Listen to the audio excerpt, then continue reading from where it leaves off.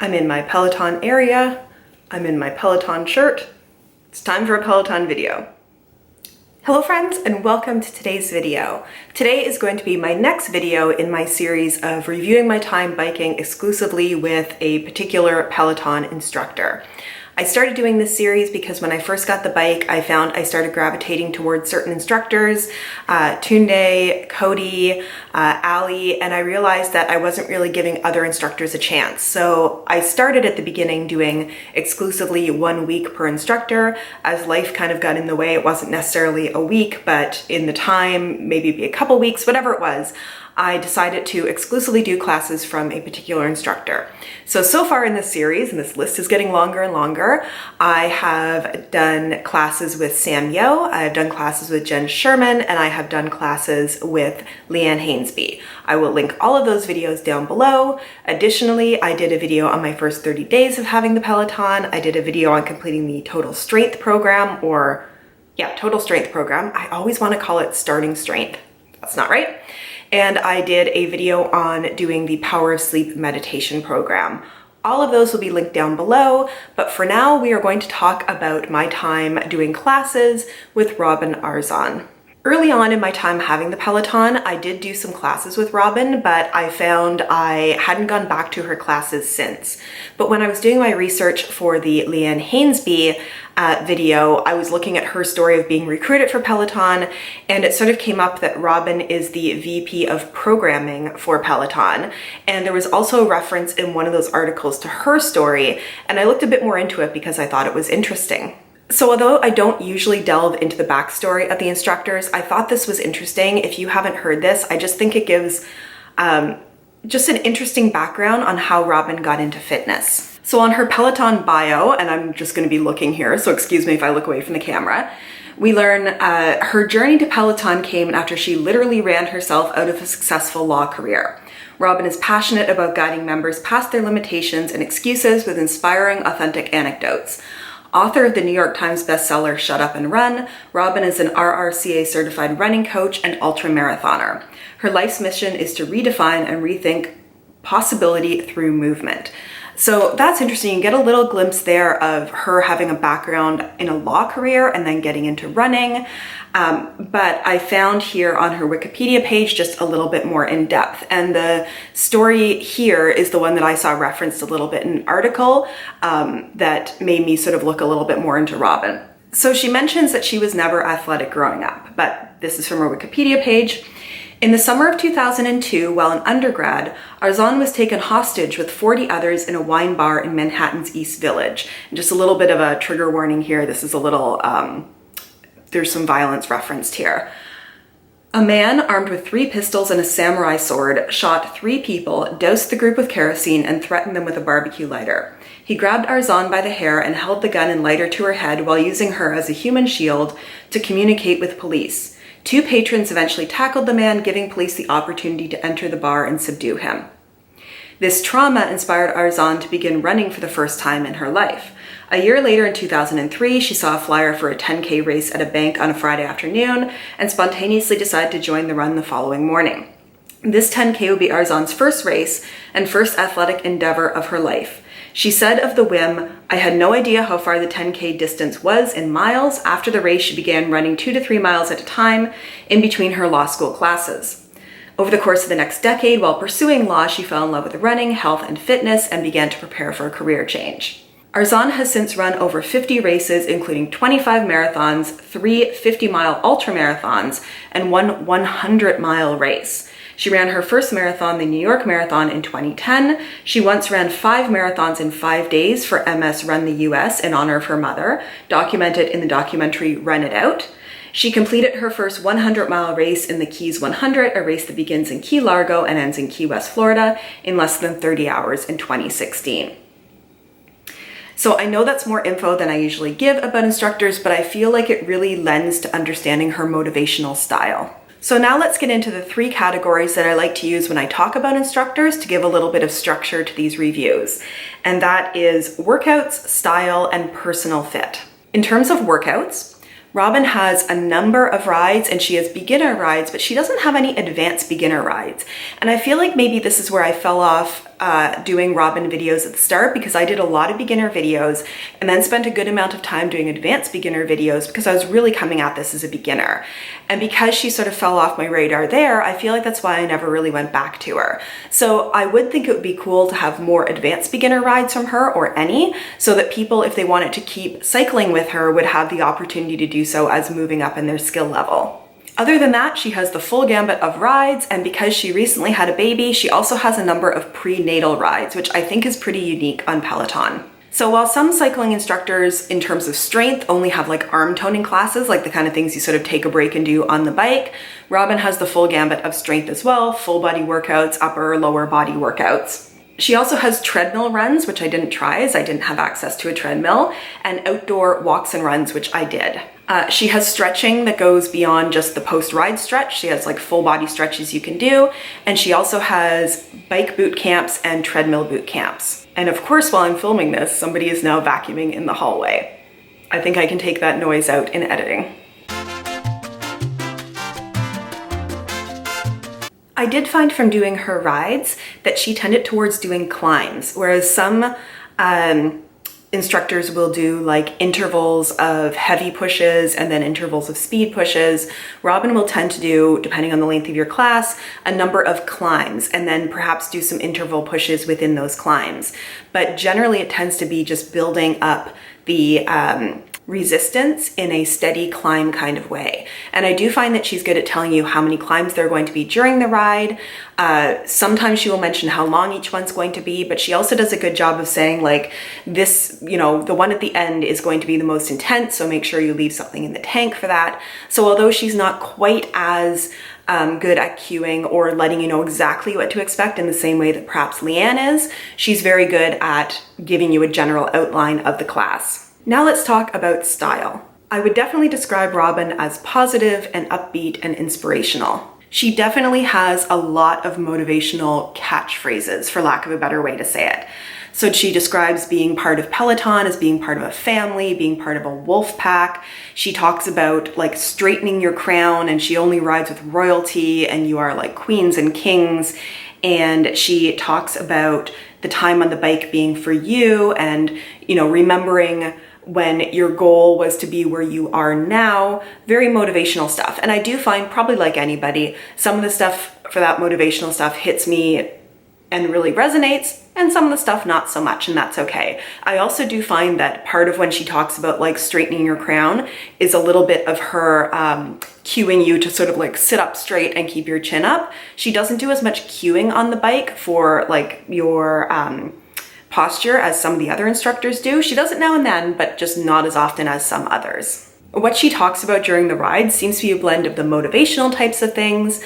She's very into the music, so she'll talk about specifically the music, and oftentimes the music will lead her into stories and anecdotes from her life that it reminds her of. So if she's playing certain music, she'll talk about like being on road trips when she was in her 20s, or other music makes her think of, you know, the highlight of her Friday night as a teenager being a trip to Blockbuster to choose like the latest movie. So she'll talk about these and it doesn't feel scripted. It feels very much just sort of like her chatting in a very natural way. And I like that because I find it connects you more to the instructor, but it also distracts you a little bit from the ride. I know some people would prefer to just ride with no talking, but I really like that blend of motivation, obviously cueing you on the bike for what you need to do, and sharing stories from her life. And she's very passionate about her music, and I like a lot of her music. And she kind of jokes about, like, it's fairly eclectic. So she'll talk about having playlists where you have like Dolly Parton next to like Wu-Tang Clan. She'll do the same thing on her walks and runs. And what I liked about her walks was she was pretty good at cueing you. You know, when you're outdoors and you're not on a bike or on a treadmill, you can't say like, you know, turn to a cadence of this or a resistance of that. So she'll give you sort of cues on, right now we're walking in a way that feels like you're going on a regular walk. Right now it's like amping it up a little bit. And then she'll talk about sort of like the fastest walk as being like you're about to, you know, get on the subway and the doors are about to close and you're like rushing to get onto the subway at the last moment.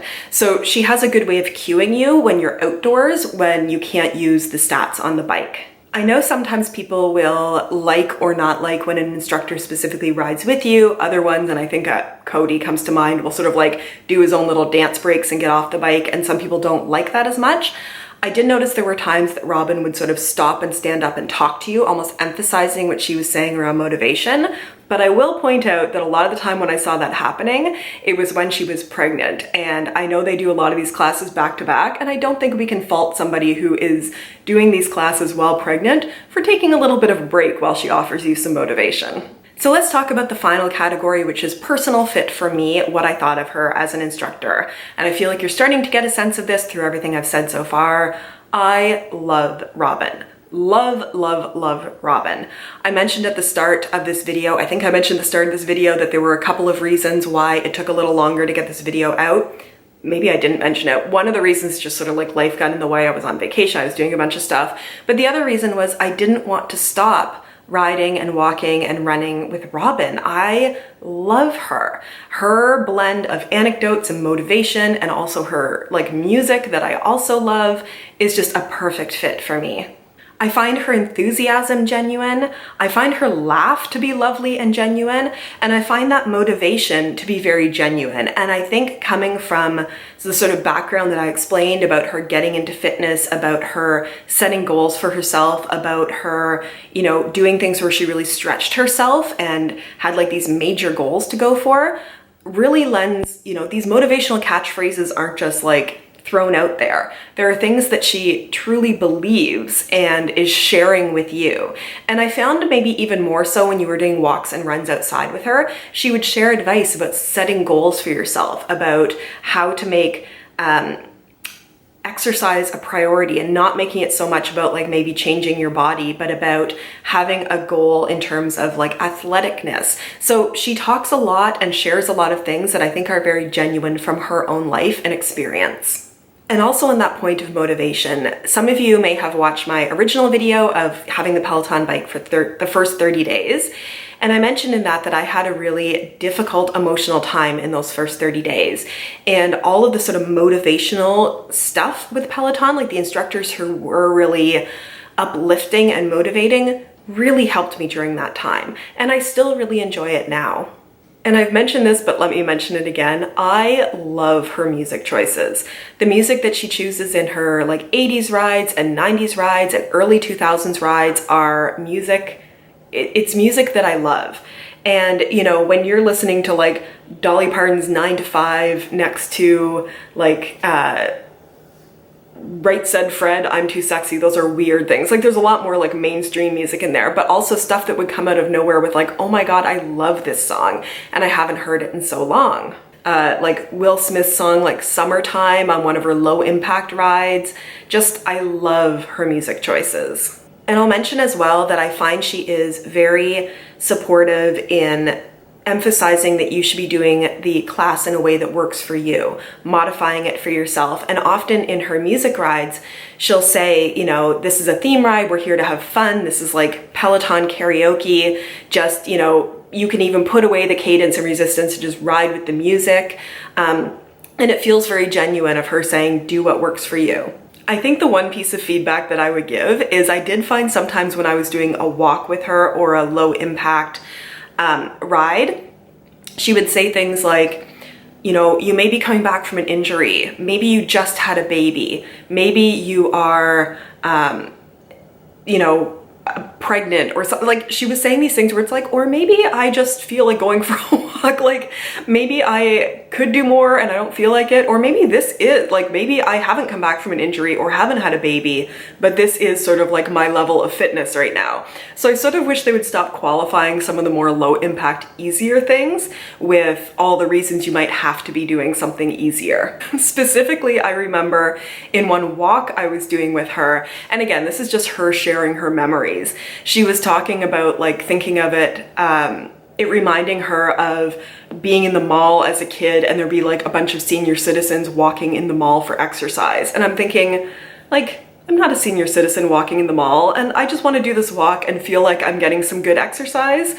I don't want to feel like I'm at the same par of like an 80-year-old mall walking. So I would maybe like tone that down a little bit, but otherwise love her stuff, love her motivation, love her music, love her enthusiasm, all of it. Highly recommend it.